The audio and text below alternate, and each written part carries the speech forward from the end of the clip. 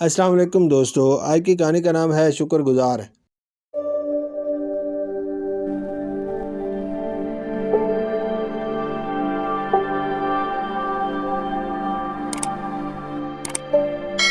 School get پر کھڑے چوکیدار نے جیسے ہی میرا نام پکارا، میں نے جلدی سے اپنا بیگ اٹھایا اور باہر کی طرف بھاگا۔ بابا آج پھر اتنی دیر لگا دی، میں کب سے انتظار کر رہا تھا، دیکھیں کتنی گرمی ہے۔ بابا نے میری بات پر مسکرا کر دیکھا اور بولے، صاحب بہادر آپ بائک پر تو بیٹھیں، پھر بتاتا ہوں کیوں دیر ہوئی۔ میں نے اسکول کیپ درست کی اور بابا کے پیچھے بیٹھ گیا۔ اسی وقت میری نظر آگے جاتی سفید مرسیڈیز پر پڑی جس میں میرا ہم جماعت علی بیٹھا تھا۔ بابا ایک بات پوچھوں؟ میرے ذہن میں دلبراتے سوال کا جواب ضروری تھا۔ جی بیٹا ضرور پوچھیں، بابا نے ہجوم روڈ سے نکلتے ہوئے کہا۔ بابا علی کے پاپا کے پاس تو مرسیڈیز ہے، وہ روز اے سی والی کار میں آتا جاتا ہے، اور آپ کے پاس یہ پرانی بائک جس پر اتنی گرمی لگتی ہے، اوپر سے اس کی آواز مجھے ذرا اچھی نہیں لگتی۔ میں نے برا سا منہ بنا کر بائک کی طرف دیکھا تو بیٹا بائک بھی تو ایک سواری ہے، اس میں ایسی کیا خامی ہے؟ کم از کم آپ پیدل تو گھر سے اسکول نہیں آتے نا؟ بابا نے نرم لہجے میں مجھے سمجھایا۔ لیکن اس میں اے سی تو نہیں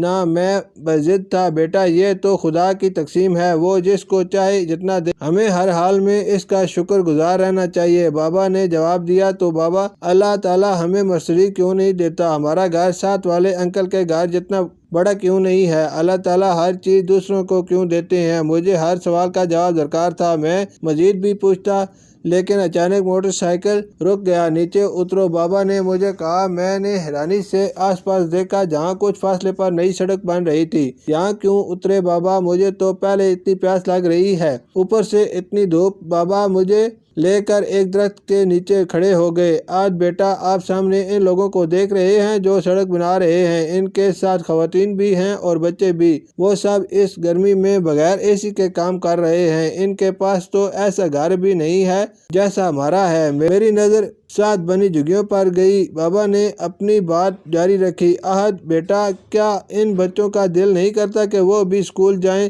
لیکن ان کے ماں باپ مجبور ہیں، کیونکہ ان کے پاس تو اتنا سرمایہ نہیں، لہذا زندہ رہنے کے لیے وہ اپنے بچوں کو بھی ساتھ مزدوری پر لگا دیتے ہیں۔ آپ اگر اپنے سے اوپر لوگوں پر نگاہ ڈالو گے تو اپنا آپ ہمیشہ چھوٹا لگے گا، لیکن اپنے سے نیچے دیکھو تو اپنا آپ بہت بلند نظر آئے گا۔ اگر اللہ تعالیٰ نے آپ کو مکمل بنایا، گھر دیا، اچھا کھانا پینا دیا، تو اس پر شکر ادا کرو، نہ کہ خدا کی تقسیم پر ناشکری کرو۔ یہ بھی ہو سکتا ہے کہ آج ان بچوں کی جگہ آپ ہوتے۔